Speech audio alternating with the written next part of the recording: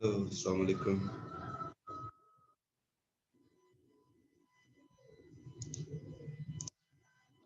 वालेकुम अस्सलाम सर। जी Ishra, how are you? I am fine sir, आप कैसे हैं? जी अल्हम्दुलिल्लाह। क्या बात है, लोग नहीं आए अभी तक? सर अभी हम ग्रुप पे मैसेज करते हैं फिर आ जाएंगे सब, पता नहीं है शायद इन लोगों को भूल गए। अच्छा, जल्दी से कर दे।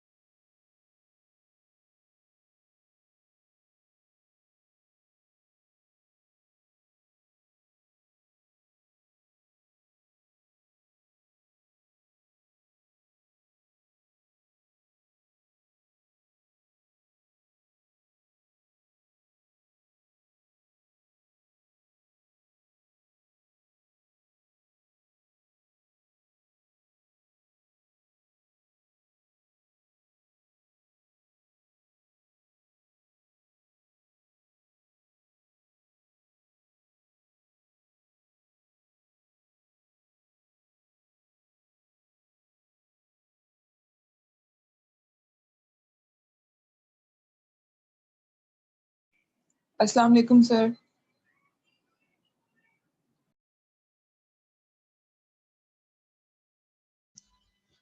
जी वालेकुम अस्सलाम।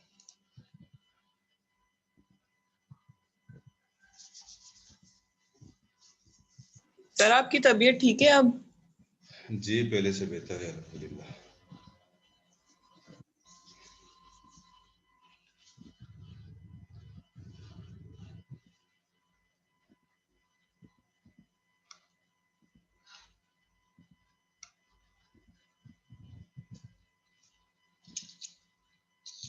अब तो सर्दी भी कम हो गई है। हाँ सर, 2-3 दिन के लिए सर्दी आई थी बस।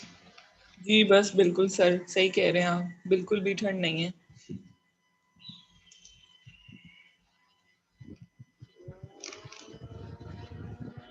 जी तो कल आपके 2 सेशंस जो है वो मिस हुए हैं, तो जी प्लीज सर। एक सेशन एक्स्ट्रा करना चाहेंगे आज आप? सर नेक्स्ट क्लास होती है सर आरिफ की। अच्छा, आफ्टरनून में 2 बजे जी के आपके बाद? बाद सर आरिफ की, फिर सर कामरान की, फिर सर शेख की भी क्लास होती है। ठीक, तो मतलब 2 बजे के बाद भी मैनेज नहीं हो सकती? सर वो फिर आप आमना से पूछ लीजिए, वो पूरी क्लास से पूछ लेंगी। अच्छा ठीक।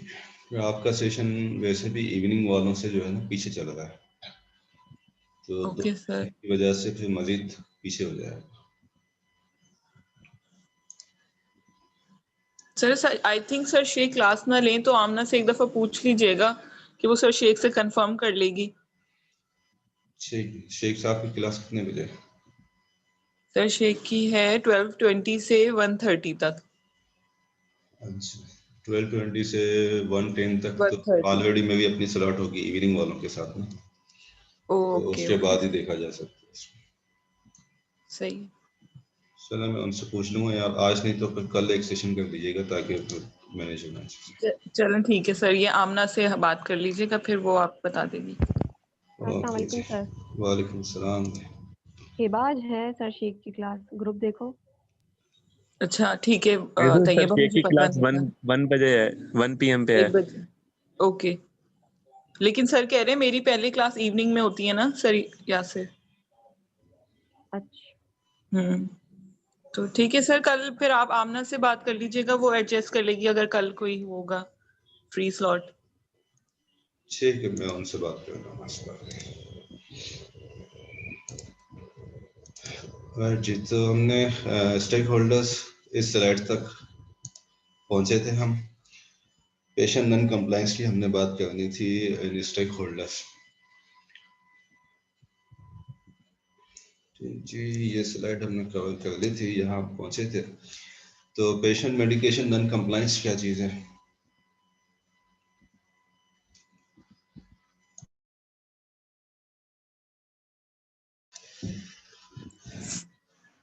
सर जो कि पेशेंट्स की वो मेडिकेशन जो कि नॉन कंप्लायंस हो, आई मीन के पेशेंट्स को बेनिफिशियल ना हो, उनको लेने में आसानी ना हो, नॉन कंप्लायंस यही होगा।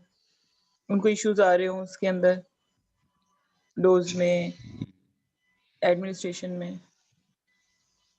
ठीक है, तो यानी कि किसी भी तरह से जब पेशेंट अपनी रिकमेंडेड जो उसकी थेराप्यूटिक गाइडलाइन है, रिकमेंडेशंस हैं, जिस तरह से उसे रिकमेंड किया गया है उसके साथ वो कंप्लाई न कर सके कम्प्लीटली, तो patient non compliance pharmacy practice में एक सब्जेक्ट है जिसकी कि कंप्लीट साइंस फार्मेसी प्रैक्टिस वाले पर्टिकुलरली स्टडी करते हैं। उसको हॉस्पिटल लेवल पर जो है वो एड्रेस किया जाता है इस इशू को। इसके साथ साथ प्रेस्क्राइबर्स के लिए भी ये एक प्रॉब्लम है और फार्मास्यूटिकल कंपनीज के लिए भी ये एक इशू है। पेशेंट नॉन कंप्लायंस यानी कि जब पेशेंट अपनी जो उसको रिकमेंड की जाएगी थेरापी उसके साथ कंप्लाई न कर सके। स्टडीज ये कहती हैं कि अगर 100 पेशेंट्स को जो 100 प्रिस्क्रिप्शंस जनरेट हो रही हैं किसी क्लिनिक या हॉस्पिटल से ओपीडीज के लिए पर्टिकुलरली, तो उसमें से 20% प्रिस्क्रिप्शंस ऐसी होती हैं जो कि फार्मेसी तक पहुंचती ही नहीं है। ठीक है, डिफरेंट रीजंस की वजह से वो पेशेंट प्रिस्क्रिप्शन लेके पहुंचता ही नहीं है फार्मेसी तक, वो जाना ही नहीं चाहता, जाके मेडिकेशन लेता ही नहीं है। ठीक है जी, और मोर देन 40% ऐसे पेशेंट्स हैं जो कि अपनी थेरापी को कंप्लीट नहीं करते। लेट से कि अगर उन्हें 7 डेज की थेरापी कही गई है तो वो 4 डेज या 5 डेज में उस थेरापी को छोड़ देते हैं। या अगर एक प्रिस्क्रिप्शन में 5 मेडिकेशंस लिख के दी गई हैं तो वो अपनी एनालिसिस के थ्रू के अच्छा ये मल्टीविटामिन की तो कोई ज़रूरत नहीं है, तो ये ताकत की शरबत की तो कोई ज़रूरत नहीं है, बस ये मेन चीज़ें ले लेते हैं। इस तरह से वो पेशेंट करते हैं। इसके अलावा जो लेट से कि अगर किसी एंटीबायोटिक की रिकमेंडेड थेरापी 10 डेज की है और पेशेंट जो है वो तीसरे दिन ही अगर उसको रिलीफ मिलना शुरू हो जाता है तो वो 4th डे से मेडिकेशंस लेना छोड़ देता है। राइट, इस तरह की नॉन कंप्लायंस अगर कोई मेडिकल डिवाइस यूज़ कर रहा है, उसमें कोई उसको प्रॉब्लम है, प्रॉपर यूज़ नहीं कर रहा, कभी एक दिन मेडिकेशन ले ली फिर 2 दिन नहीं खाई, या एक दिन खाई एक दिन नहीं खाई, कभी सुबह का डोज छोड़ दिया, कभी शाम का डोज छोड़ दिया, तो ये किसी भी तरह से जो रिकमेंडेशन है उसको फॉलो अगर ना करे, पेशेंट ना कर सके और ना करे, तो ये कहलाएगी हमारे पास नॉन कंप्लायंस। इसमें कुछ फर्दर टाइप्स हमारे पास यहाँ पे लिखी हुई हैं, जैसे नॉट फिलिंग और रीफिलिंग अ प्रिस्क्रिप्शन। प्रिस्क्रिप्शन जाके लेना ही नहीं, वो मेडिकेशंस लेना ही नहीं, या एक बार लेके अगर उसको 2-3 बार कंटिन्यू करना था उस थेरापी को तो वो नहीं करे। टेकिंग टू मच और टू लिटिल ऑफ मेडिकेशन, ज़्यादा रिकमेंडेशन से ज़्यादा डोज ले लें जितना कि प्रिस्क्राइबर ने उसको रिकमेंड किया है, या उससे कम डोज ले लें किसी भी वजह से। अगर सिरप है तो उसकी एक्यूरेट मेजरमेंट ना कर पाए। ठीक जी, कम ज़्यादा डोज ले ले, एवेटिक डोजेज में कभी डोज ले लिया, कभी डोज नहीं लिया, कभी 2 डोज ले लिए, कभी 1 छोड़ दिया, इस तरह से चलता रहे। Not completing the treatment scheme, अगर 5 डेज की एंटीबायोटिक की थेराप्यूटिक रिजीम है उसको 5 डेज तक कंप्लीट करना है, अगर नहीं किया जाएगा तो रेजिस्टेंस डेवलप हो सकता है। राइट, इस तरह से पेशेंट को अगर दूसरे दिन ही रिलीफ मिलना शुरू हो जाता है तो बाकी मेडिकेशन फिर वो नहीं लेता। ज़्यादातर केसेस में हमारे यहाँ तो यही होता है कि अगर प्रेस्क्राइबर 7 डेज का डोज बना के देता है पेशेंट को, तो पेशेंट फार्मेसी से जाके उमूमन पहली अटेंड में सिर्फ 2 दिन का डोज लेता है कि ये 2 दिन की दवाई देना है। फिर वो मेडिकल स्टोर वाला उसको 1 से 2 दिन की वो कैलकुलेशन करके वही 2 दिन की मेडिकेशन निकाल के देता है, वो 7 डेज की थेरापी अपनी लेता ही नहीं है। सेल्फ मेडिकेशन भी नॉन कंप्लायंस में है, और मेडिकेशंस के साथ दूसरी मेडिसिन्स खुद से मिला लेना या ऐसी चीज़ें जो कि ड्रग इंटरेक्शंस काज करें, वो नॉन कंप्लायंस में आएंगी। अब ये pharmaceutical marketing point of view से क्यों इम्पोर्टेंट होगा पेशेंट्स की नॉन कंप्लायंस में? सर लाइक जैसे अगर सेलिंग है, अगर कोई पेशेंट 7 दिन प्रिस्क्रिप्शन को फॉलो करेगा तो मार्केटिंग फार्मास्यूटिकल जो मार्केट होगी उसकी सेलिंग ज़्यादा होगी। और अगर पेशेंट छोड़ के ले रहा है या फिर 3 दिन तक प्रिस्क्रिप्शन मतलब कंप्लीट कर रहा है तो फिर उनका जो है लॉस होगा सेल का। ठीक है, यानी एक जो एक्सपेक्टेड सेल होगी वो नहीं आएगी, लेकिन उसके साथ साथ जो एक बड़ी प्रॉब्लम है वो ये प्रॉब्लम होगी कि पेशेंट। जी बोलो सर जो प्रोडक्ट की रेपुटेशन है वो ख़राब होगी कि प्रोडक्ट के रिजल्ट्स अच्छे नहीं है, जी हालांकि हाँ, वहाँ पे लैकिंग पेशेंट की तरफ से होगी। जी हाँ, तो प्रोडक्ट की रेपुटेशन इसलिए ख़राब होगी कि पेशेंट को सब ऑप्टिमल जो है वो रिजल्ट्स मिलेंगे, जो थेराप्यूटिक ट्रीटमेंट के रिजल्ट्स आ रहे होंगे वो सब ऑप्टिमल होंगे और अल्टीमेटली ब्लेम आ जाएगा फार्मास्यूटिकल प्रोडक्ट्स पे। पेशेंट की नॉन कंप्लायंस से रिजल्ट मिलेगा सब ऑप्टिमल ट्रीटमेंट, एक जो एक्चुअल ट्रीटमेंट होगी वो पेशेंट को नहीं मिलेगी, जिसकी वजह से फार्मास्यूटिकल प्रोडक्ट की मेरिट्स के ऊपर सवालिया निशान आ जाएंगे कि प्रोडक्ट ठीक नहीं थी, प्रिस्क्रिप्शन ठीक नहीं थी, डॉक्टर ने मेडिसिन जो है वो सही नहीं लिखे। ठीक है, तो फार्मास्यूटिकल प्रोडक्ट के ऊपर जब डाउट्स क्रिएट होंगे तो ऑब्वियसली प्रोडक्ट की जो रेपुटेशन है, जो इमेज है मार्केट में, वो उसका ख़राब होगा। और एक बात जो कहीं कहीं कि उसकी अपनी जो कंप्लीट प्रिस्क्रिप्शन जिस पॉइंट ऑफ व्यू से सेल होनी चाहिए थी वो वॉल्यूम उस प्रिस्क्रिप्शन से जनरेट नहीं हो सकेगा। इससे ज़्यादा खतरनाक बात जो है वो है प्रोडक्ट की रेपुटेशन का ख़राब होना, और उसके साथ साथ जो हेल्थ सिस्टम रिसोर्सेज हैं वो भी वेस्टेज हो जाएगी। यानी कि अगर एक पेशेंट को 5 डेज की थेरापी लेनी थी, उसने 2 दिन तक थेरापी ली, थोड़ा सा उसको रिलीफ मिल गया, उसने छोड़ दी। अब जब दोबारा उसको रेजिस्टेंस के साथ इन्फेक्शन रीअकर हो जाएगा तो अब वो ना तो 2 दिन में ठीक होगा, ना ही वो अपने एक्चुअल 5 डेज की थेरापी पे ठीक होगा। अब उसको मजीद जो है वो ज़्यादा एक सीवियर या एडवांस थेरापी उसको ट्रीट करने के लिए चाहिए होगी। इसका मतलब ये हुआ कि पहले जो ट्रीटमेंट उसने ली वो वेस्टेज में चलेगी। ठीक है जी, तो ये पेशेंट नॉन कंप्लायंस प्रॉब्लम है फार्मास्यूटिकल कंपनीज के लिए भी और प्रेस्क्राइबर्स के लिए भी, जिसकी वजह से दोनों ने मिलकर पेशेंट नॉन कंप्लायंस के ऊपर काम करना होता है। प्रेस्क्राइबर की अपनी भी रेपुटेशन जो है वो इससे खराब होती है अगर पेशेंट नॉन कंप्लायंस की तरफ जाता है तो फार्मास्यूटिकल कंपनीज इस साइड पर उन्होंने एजुकेशन प्रोवाइड करनी होती है पॉपुलेशन को कि मेडिकेशन की नॉन कंप्लायंस से किस तरह के प्रॉब्लम्स पेशेंट्स को फेस करने पड़ सकते हैं। ठीक, इसके साथ साथ अपनी प्रोडक्ट्स को इस तरह से डेवलप करना होता है कि नॉन कंप्लायंस जो है वो कम से कम मिनिमाइज की जा सके।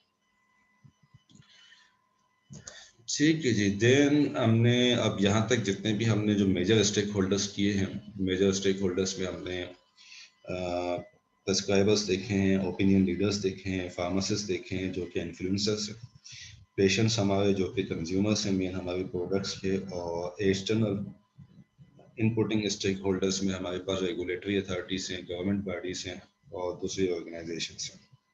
इन सब की वन बाय वन हमने कैरेक्टरिस्टिक्स देखे हैं, उनकी नीड्स देखी हैं। ठीक जी, पेशेंट्स की फर्दर क्या नीड्स हैं वो इस स्लाइड में है। इसके साथ साथ और भी जो हमारे स्टेक होल्डर्स हैं उनकी कैरेक्टरिस्टिक्स और नीड्स जो हमने पढ़ी हैं अभी तक वो इस एक स्लाइड में ऑलमोस्ट समराइज्ड हैं इस एक स्लाइड में या टेबल में। ठीक है, तो इसको आप जो है वो ये हमारे पास लास्ट स्लाइड है इस टॉपिक की, तो इसमें आप देखें अगर आपको कोई बात पूछनी है, अगर मैं इसको डिस्कस करूंगा तो हमारा पूरा सेशन इसी में चला जाएगा सारे पॉइंट्स में। अगर आपको खुद से कोई लगता है कि कोई बात आपको नहीं समझ आ रही इसमें या कोई बात आप पूछना चाहें तो वो पूछना है।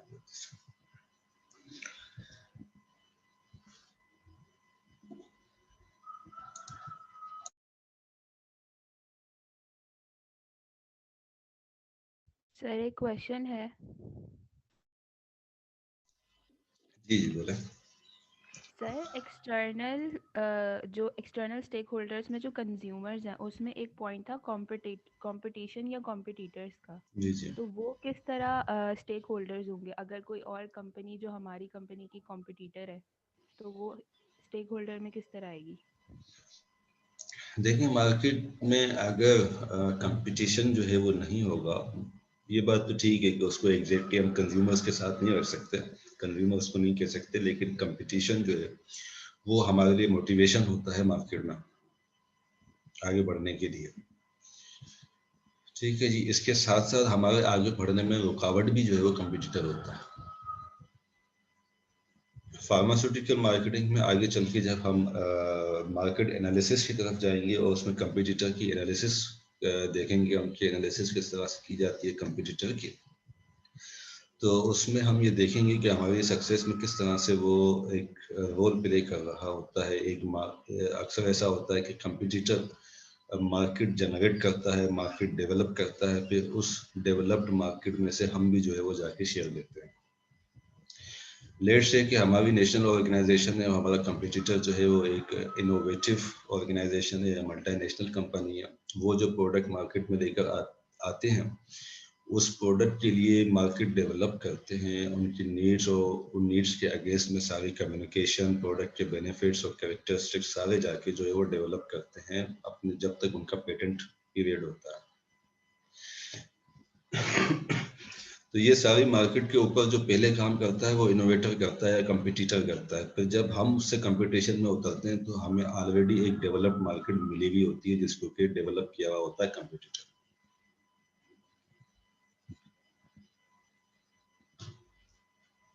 इस तरह से वो हमारे लिए एक स्टेक होल्डर बन जाता है।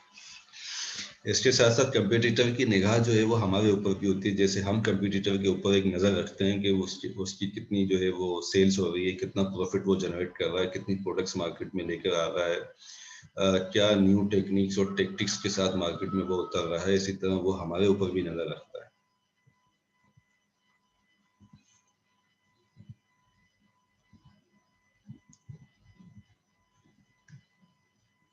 ठीक है जी। ओके।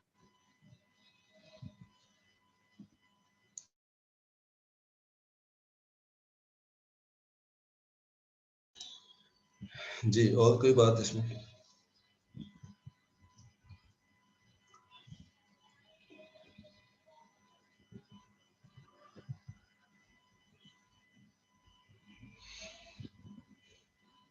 यहाँ पे बॉटम साइड पे सारे जो ये हमारे पास स्टेक होल्डर्स हैं उनकी नीड्स हैं।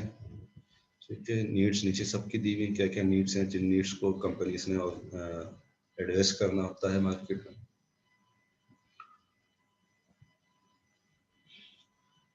जी, तो इसमें किसी का सवाल है या हम आगे चलें, नेक्स्ट टॉपिक स्टार्ट करें? सर नेक्स्ट टॉपिक कर लें स्टार्ट।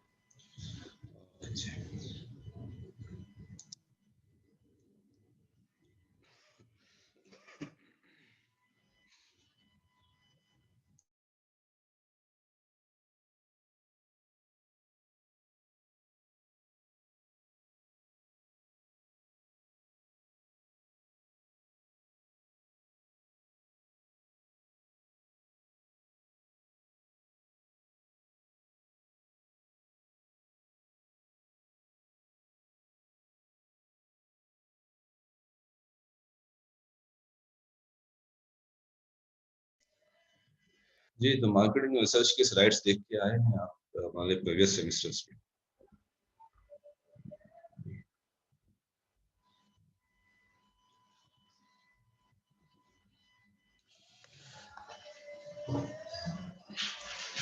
जी भाई, कुछ रिवाइज करने का आपको टाइम मिला है इसको देखने का? आपसे कहा तो था मैंने, आपसे कहा था, इवनिंग वालों से कहा था। सर आपने कहा था, बस ऐसी सरसरी देखी थी, ज्यादा डेप्थ में नहीं देखी। चलो ठीक है जी। तो मार्केटिंग रिसर्च की हमने थोड़ी सी बेसिक्स प्रीवियस सेमेस्टर में हमारे जो है वो कवर की थी, उन चीज़ों को दोबारा रिवाइज करते हुए हम आगे चलेंगे और उसके प्रोसेस एंड मेथोडोलॉजी पे हम ज़्यादा डिस्कस करेंगे।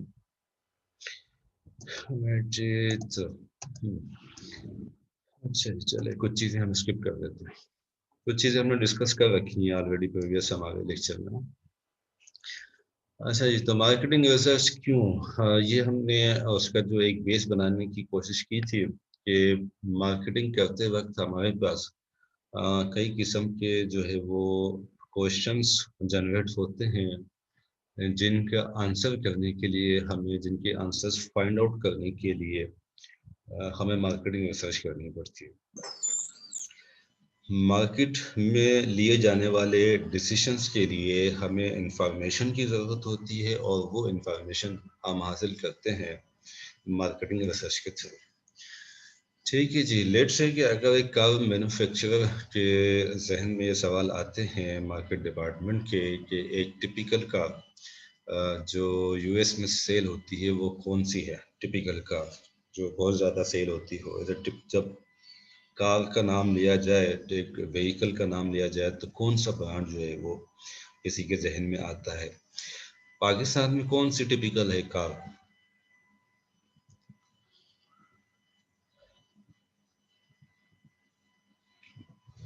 सबसे ज्यादा सेल होने वाली कार पाकिस्तान में कौन सी होगी? टोयोटा। टोयोटा। ठीक, टोयोटा तो कंपनी हो गई, कार कौन सी होगी? सर मेहरान होती है मेरे ख्याल से सबसे ज्यादा बिकने वाली। ठीक है, लेकिन अगर वो सबसे ज्यादा बिकने वाली होती मेहरान, तो फिर वो बंद नहीं होती ना। तो आई थिंक 2 साल से बंद हो गई, अब तो मैन्युफैक्चर नहीं कर रहे। उसी जगह पे वो कौन सी बना रहे हैं? आई करोला थिंक है अल्टो, मेरे ख्याल से। अल्टो बना रहे हैं अब उसी जगह पे। जी सर। उसका उन्होंने कोई सेवन है। 660 जो उसका सीसी होता है, 660 सीसी में वो अल्टो बना रहे हैं। अच्छा, बहरहाल तो इसका हमें एग्जैक्ट आंसर किस तरह से मिलेगा? मार्केटिंग रिसर्च के थ्रू मिलेगा कि पाकिस्तान में टिपिकल कार कौन सी है। ठीक है जी। अच्छा जी, जब शोरूम्स पर जब कार सेल होती हैं तो उसमें एक बेटर सेल्स पर्सन कौन से हैं? मेल सेल्स पर्सन ज़्यादा अफेक्टिव हैं एक कार को सेल करने में, या फीमेल सेल्स पर्सन जो है वो ज़्यादा अफेक्टिव है कार्स को सेल करने में? राइट जी। जब हमें इसका जवाब मिलेगा, इंफॉर्मेशन मिलेगी, तो उसकी बेसिस पे हम डिसाइड कर सकेंगे कि पाकिस्तान में जो हमारी कंपनी के शोरूम्स हैं उस पे फ्रंट पे सेल पर्सन्स कौन से होने चाहिए, मेल्स होने चाहिए या फीमेल्स होने चाहिए। अच्छा जी, टिपिकल कस्टमर कार का कौन है? एक मेल टिपिकल कस्टमर है कार का, या फीमेल जो है वो टिपिकल कस्टमर है कार के? तो इस तरह के क्वेश्चंस के अगेंस्ट में जब टोयोटा ने मार्केटिंग रिसर्च की तो उनको कुछ इस तरह की इंफॉर्मेशन मिली कि जी वुमेन, फीमेल कस्टमर्स जो हैं वो ज़्यादा इंटरेस्टेड हैं कार के इंटीरियर में then exterior. Right, male customers exterior में ज़्यादा इंटरेस्टेड है, उनको बाहर से बड़ा अच्छा लुक चाहिए होता है, बड़ा स्ट्रॉन्ग किस्म का लुक चाहिए होता है। जबकि जो वुमेन कस्टमर्स हैं एक कार की, वो ज़्यादा इंटरेस्टेड होती है कार के इंटीरियर में as compare to the exterior. अच्छा जी, इसके साथ साथ वुमेन कस्टमर्स को ऐसी कार चाहिए जो कि जिसमें कि इजीली इन एंड आउट हुआ जा सके, जिसमें बैठना आसान हो, उस कार से निकलना बाहर जो है वो आसान हो। अच्छा जी, इसके साथ साथ फीमेल कस्टमर्स को ऐसी कार चाहिए जो जिसमें कि चीज़ें रखना जो है वो आसान हो, क्योंकि वो उनके साथ अपने घर की चीज़ें, अपने ग्रोसरीज वगैरह या बच्चों के सामान वगैरह रखने के लिए उनको स्पेस चाहिए। वो ये सारी चीज़ें मैनेज करना भी उसमें आसान हो, चीज़ें रखना हो, चीज़ें निकालना हो। ठीक है जी। और adjustable ergonomic controls, adjustable ergonomic control से भी मीन के जो सीट्स की जो एडजस्टमेंट है, ड्राइविंग सीट्स की जो एडजस्टमेंट है, क्योंकि फीमेल्स की हाइट कंपेरेटिवली कम होती है मेल्स के किसी भी कंट्री में। अगर यूएस की फीमेल्स की हाइट पाकिस्तानी फीमेल से ओबियसली ज़्यादा होगी, लेकिन यूएस के जो मेल्स हैं उनसे कंपेरेटिवली जो एवरेज हाइट है वो कम है। तो कार्स को जब डिज़ाइन किया जाता है, अगर यहाँ पर ये देखा जाएगा कि एक मेल जो है वो टिपिकल कस्टमर है कार का, तो कार की अर्गोनॉमिक्स को उसी तरह से एडजस्ट किया जाएगा। उनकी हाइट के हिसाब से। अब अगर फीमेल्स के ऊपर फोकस किया जा रहा है, फीमेल कस्टमर्स के ऊपर फोकस किया जा रहा है, तो उनको ऐसी कार्स चाहिए जिसमें कि एर्गोनॉमिक कंट्रोल्स एडजस्टेबल हो, ताकि वो अपनी हाइट्स के हिसाब से उसकी जो ड्राइविंग सीट की हाइट है उसको एडजस्ट कर सकें। अच्छा जी, सेफ्टी एंड सिक्योरिटी के लिए ज़्यादा हाई वैल्यू है फीमेल कस्टमर्स के लिए एज कंपेयर टू ब्रांडिंग या उसका जो आउटलुक है कार का या स्पीड, इससे ज़्यादा वैल्यू वुमेन कस्टमर्स देती हैं सेफ्टी एंड सिक्योरिटी को एक कार के लिए। फ्यूल इकोनॉमी में इंटरेस्टेड है। जब ये सारी इंफॉर्मेशन टोयोटा कंपनी को मिली तो उसकी इस इंफॉर्मेशन को यूटिलाइज करते हुए इन इंटरेस्ट को, फीमेल कस्टमर्स की इन इंटरेस्ट को मद्देनज़र रखते हुए उन्होंने 2 गाड़ियाँ डिज़ाइन की, Toyota price and Toyota Yaris. ये 2 गाड़ियाँ पर्टिकुलरली उन्होंने डिज़ाइन की वुमेन कस्टमर्स की नीड्स को एड्रेस करने के लिए। ठीक जी। तो इसके नतीजे में जी क्या हुआ कि 2019 की रैंकिंग के हिसाब से जो हमारे पास ऑटो मार्केट है, ऑटोमोबाइल की जो मार्केट है 2019 की, उसमें ग्लोबल रैंकिंग में टोयोटा टॉप पे जो है वो रैंक करती है। ठीक है जी, टॉप पे रैंक करती है। देन वॉक्सवैगन है, फोर्ड, होंडा वगैरह, टॉप पे टोयोटा एग्जिस्ट करती है। ठीक जी। इतनी अपनी उनकी सेल्स के पॉइंट ऑफ व्यू से, और जो मार्केट है टोटल उसमें से 9.20% जो मार्केट शेयर है वो टोयोटा के पास है। यानी कि टोटल जो ऑटोमोबाइल की मार्केट है टोटल, उसमें से 9.20% मार्केट कैप्चर की हुई है टोयोटा ने। ठीक है जी। इसके नतीजे में, रिसर्च के नतीजे में और इस तरह की चीज़ें डेवलप करने के नतीजे में टोयोटा जो है टॉप पे चली गई। और फिर उसके बाद ये हुआ कि वुमेन कस्टमर्स ऑलमोस्ट जो 10 कार सेल होती हैं टोयोटा की, 10 गाड़ियाँ जो सेल होती हैं, उस 10 में से 6 परचेजिंग जो है वुमेन कस्टमर्स करती हैं। टोयोटा के पास जो है लीडिंग कार कंपनी का स्टेटस भी जो है इस वजह से चला गया। अब यहाँ तक समझने की बात ये है कि टोयोटा ने एक सेपरेट सेगमेंट आइडेंटिफाई किया मार्केट में अपने कस्टमर्स का। पहले उनके पास एक जनरल जो है वो पूरी मार्केट एक जनरल सेगमेंट के तौर पर थी, उसमें से उन्होंने 2 सेगमेंट जो है वो डिवाइड कर दिए, एक मेन कस्टमर्स का, एक वुमेन कस्टमर्स का। वुमेन कस्टमर्स की नीड्स को उन्होंने इंडिविजुअली आइडेंटिफाई करके और उसकी नीड्स को मीट किया। ये नीड्स आइडेंटिफाई की उन्होंने मार्केटिंग रिसर्च के थ्रू। ठीक है जी। तो जब लास्ट टाइम मैंने जब स्लाइड्स बनाई थी तो उस टाइम पे वोल्वो एक और कंपनी है ऑटोमोबाइल की, वो उसकी रिसर्च ने ये सजेस्ट किया था कि वुमेन जो है वो ज़्यादा कंसर्न है विद इजी पार्किंग, यानी कि इस तरह की गाड़ियाँ डिज़ाइन हो के जो उनकी पार्किंग आसान से आसान हो सके, और इस तरह की कार्स हो जिनमें कि मेंटेनेंस बहुत ज़्यादा रेगुलर बेसिस पे जिसकी मेंटेनेंस ना करानी पड़े। तो अब इन 2 चीज़ों को वोल्वो जो है वो आंसर करना चाहेगी और उसकी बेसिस पे जो है वो अपने कार्स को जो है वो डिज़ाइन करेगी। ठीक है जी। तो इसमें लेसन हमें ये मिलता है कि कंपनीज इस तरह से डिफरेंट नीड्स आइडेंटिफाई करके एक सेगमेंट उन्होंने आइडेंटिफाई किया और अब उस सेगमेंट को वो पेश करा रहे हैं अपनी प्रोडक्ट्स के लिए। ठीक है जी। तो इसमें क्या आपको नजर आ रहा है?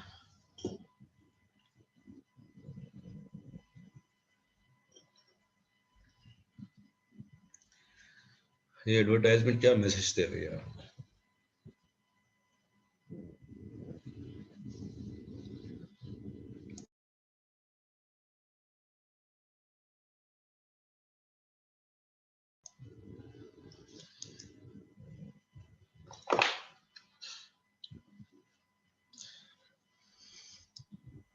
सर कि एक ऐसा प्रोडक्ट है कि वो दोनों यूज कर सकते हैं। अच्छा, ठीक है। वैसे ये एक ही प्रोडक्ट नहीं है, ये 2 प्रोडक्ट्स हैं एक साथ रखी हुई हैं। सर शायद कि मतलब फैंसी भी हो चीज़ और उसके साथ साथ कंफर्टेबल भी हो। ठीक है। हाई हील्स के नुकसानात बता रहे हैं शायद। अच्छा, हील तो खैर इसका भी ऊपर ही हो गया ना इस हिसाब से। चलें ठीक है। बहरहाल ये है हमारे पास एक जापान की जो है ना वो जापान के ब्रांड की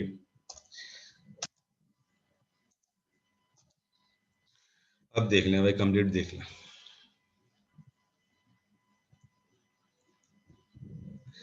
जापान में इस तरह से है कि लोग बड़े जो है ना वो एक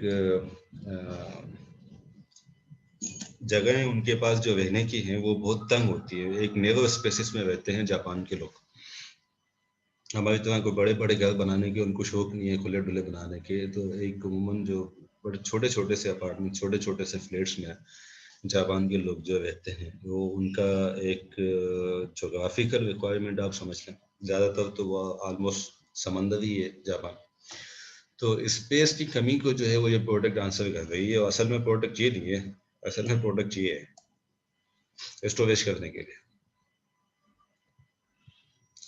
कि ये काम करने से आप बच जाएंगे, ये काम करने से बच जाएंगे। ये इस तरह के एक प्रोडक्ट उन्होंने डिज़ाइन करके आपको दिया। सही है। अच्छा जी, तो ये है हमारे पास एक वीडियो क्लिप, देखें कि ये हमारे पास चलता है या नहीं।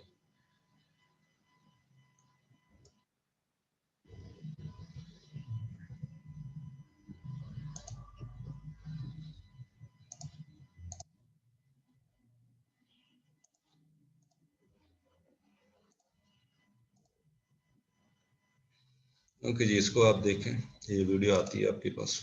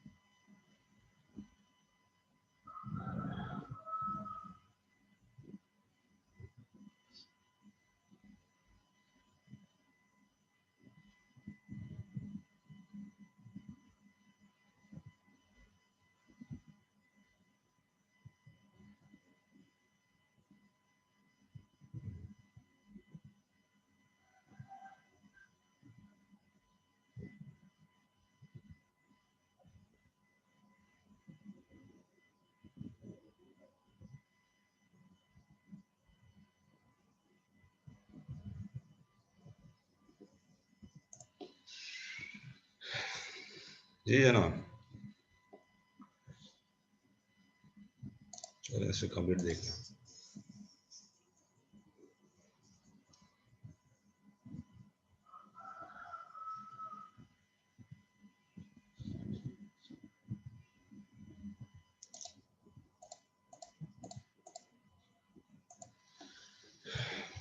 जी भाई, क्या देखा आपने सेट में?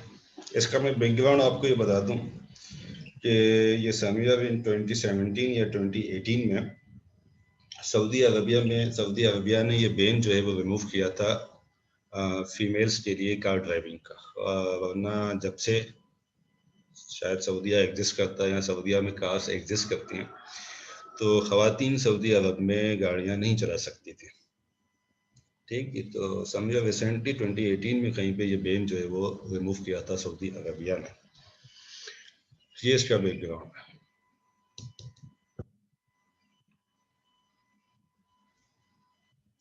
जी, तो वीडियो आपके पास आ गई थी, कंप्लीट डेट देखा आपने? Yes sir. ठीक जी, तो क्या देखा आपने सर एडवर्टीजमेंट है गाड़ी की इसके अंदर कि जो है वुमेन्स इजीली ड्राइव कर सकती हैं इसको।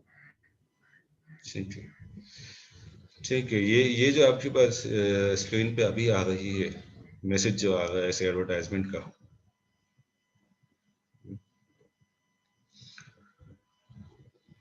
Yes sir.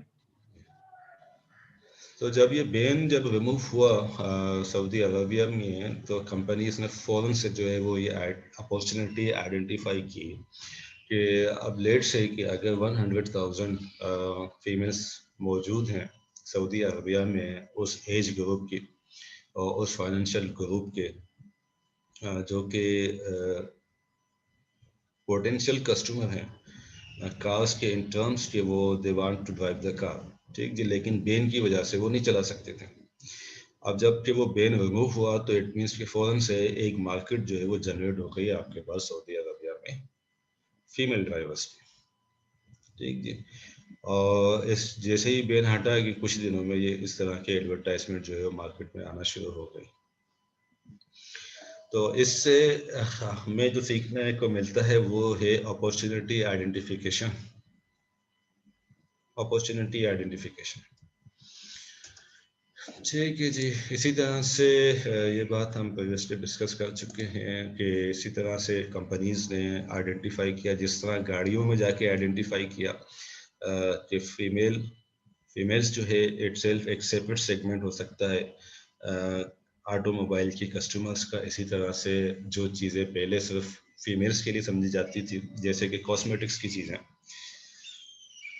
अपनी खूबसूरती को बढ़ाने की चीज़ें जो है वो चीज़ों के लिए इसी तरह से मार्केटिंग रिसर्च के थ्रू पता चला कि जी जो मेल्स हैं वो भी एग्जिस्ट करते हैं as a separate segment for cosmetic products, ठीक। जिसके नतीजे में फिर इस तरह की जो कॉस्मेटिक कंपनीज हैं उन्होंने एक सेपरेट सेगमेंट बना दिया, जैसे कि गार्नियर फॉर मेन और इसी तरह की बहुत सारी दूसरी भी कंपनीज जो कि सेपरेटली एड्रेस कर रही होती है मेल कस्टमर्स को।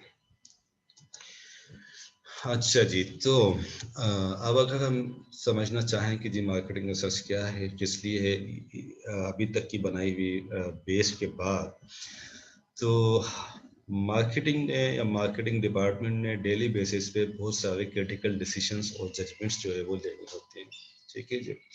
लेट से कि किस तरह की अपॉर्चुनिटी मार्केट में जनरेट हुई है, किस तरह की नई अपॉर्चुनिटी आई है, किस तरह का कोई नया थ्रेट आया है मार्केट में जो कि हमारी प्रोडक्ट के सेल्स को कम कर सकता है या मार्केट को जो है वो श्रिंक कर सकता है। हमारी प्रोडक्ट के लिए कौन सा मार्केटिंग चैनल ज़्यादा इफेक्टिव होगा, किस मार्केटिंग चैनल पे हमें जाना चाहिए, इस तरह के critical decisions and judgements daily basis पे मार्केटिंग डिपार्टमेंट ने लेने होते हैं, ठीक है जी। मार्केट के पोटेंशियल पे मार्केट का पोटेंशियल कम हुआ है, ज़्यादा हुआ है, कोई नई अपॉर्चुनिटी उसमें जो है वो जनरेट हुई है, किसी तरह की नई रेगुलेटरी रिस्ट्रिक्शन आ गई है। नई रेगुलेटरी रिस्ट्रिक्शन आने से जिस तरह से कि सऊदी अरबिया का हमने देखा कि रेगुलेटरी रिस्ट्रिक्शन एक रिमूव हो गई, रिमूव होने के नतीजे में एक मार्केट पोटेंशियल जनरेट हो गया, मार्केट कस्टमर्स जो है वो उसमें जनरेट हो गए। इसी तरह से अगर कोई रिस्ट्रिक्शन दूसरी आती है जिसकी बेसिस पे वो मार्केट के पोटेंशियल को श्रिंक भी कर सकता है, तो उस पर नज़र रखने के लिए उसके नतीजे में पर हमने क्या एक्शन लेना है in terms of marketing. Competitor ने कोई एक्टिविटी की है, कंपटीटर ने हमारी प्रोडक्ट के अगेंस्ट में बिल्कुल जो है वो कोई प्रोडक्ट मार्केट में लॉन्च की है या हमारी प्रोडक्ट को compete करने के लिए प्राइस कम कर दिए हैं, तो अब हमने क्या एक्शन लेना है, ठीक है जी। हमारे कस्टमर्स की सेटिस्फेक्शन कम हो गई है प्रोडक्ट से, तो क्या एक्शन हमने लेना है या क्या करंट उसका सेटिस्फेक्शन लेवल कस्टमर्स का चल रहा है हमारी प्रोडक्ट्स के साथ। ये सारे डिसीजंस एक्यूरेटली, टाइमली और डिटेल्ड इंफॉर्मेशन चाहिए होती है हमें ये डिसीजंस बनाने के लिए। अगर ये डिसीजंस हमने नहीं लिए तो मार्केटिंग हमारी फेल हो जाएगी, कंपनी हमारी फेल हो जाएगी, ऑर्गेनाइजेशन हमारी फेल हो जाएगी अगर हमने मार्केट में होने वाले अप डाउन्स या न्यू थ्रेट्स आने वाले या न्यू पोटेंशियल्स जनरेट होने के बाद अगर हमने टाइमली कोई डिसीजन नहीं लिया, कोई टाइमली अगर हमने एक्शन नहीं लिया, तो कंपनी का सर्वाइवल नहीं हो सकता। इस वजह से ये डिसीजंस टाइमली होने चाहिए, एक्यूरेटली होने चाहिए, डिटेल्ड होने चाहिए। ये एक्यूरेटली, टाइमली और डिटेल्ड इंफॉर्मेशन जो हमें चाहिए होती है, ये इंफॉर्मेशन चाहिए होती है हमें क्रिटिकल डिसीजन और जजमेंट्स करने के लिए, और इस इंफॉर्मेशन के लिए हमें मार्केटिंग रिसर्च की ज़रूरत पड़ती है, ठीक है जी। इस इंफॉर्मेशन की बेस पे फिर हम आइडेंटिफाई करते हैं कि क्या अपॉर्चुनिटीज़ आई हैं मार्केट में, क्या प्रॉब्लम्स आई हैं, जो थेराप्यूटिक ऑफरिंग हमारी है और कंपटीटर की थेराप्यूटिक ऑफरिंग है वो किस तरह से कम्पीट कर सकती है हमारी प्रोडक्ट से, हम किस तरह से एडवांटेज ले सकते हैं ओवर द कंपटीटर्स प्रोडक्ट। कोई नए आइडियाज़ हैं, नए कस्टमर नीड्स और वांट्स या एटीट्यूड्स हैं, उनकी डिमांड्स हैं, उनको फाइंड आउट करने के लिए हमें चाहिए होती है मार्केटिंग रिसर्च, ठीक है जी। तो इसलिए मार्केटिंग रिसर्च को we can define that it is the process of designing, gathering, analyzing and reporting information that may be used to solve a specific marketing problem. ठीक है जी। अच्छा, हमारे पास तकरीबन 1 मिनट एंड 20 सेकेंड्स हैं इस सेशन में, तो हम ऐसा करते हैं कि अभी का जो नेक्स्ट सेशन है हमारा वो अभी नहीं करते, इस सेशन से हम 10 मिनट बचा लेते हैं। आपका 50 मिनट्स का एक कल का सेशन और 10 मिनट और एक्स्ट्रा लेके अगर हम 70 मिनट के 2 सेशन हमने कर लिए तो 2 सेशन हमारे उसमें काउंट हम कर देंगे। ये बेहतर है, ठीक है ये सब। 50 मिनट्स का एक सेशन तो आप आजकल में वैसे दे देंगे, ठीक है जी। 10 मिनट हमें यहाँ से मिल जाएंगे, 10 मिनट और एक्स्ट्रा लेके हम 2 सेशन मैनेज कर देंगे। आपने सिर्फ 50 मिनट्स देने होंगे और 2 सेशन हमारे एडजस्ट हो जाएंगे, ठीक है सर। ठीक है। It's 11:22.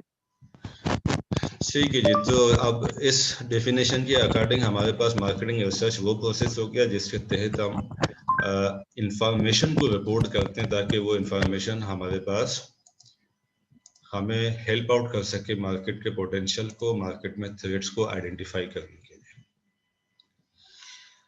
ठीक है जी। तो यहाँ तक किसी का कोई सवाल है तो?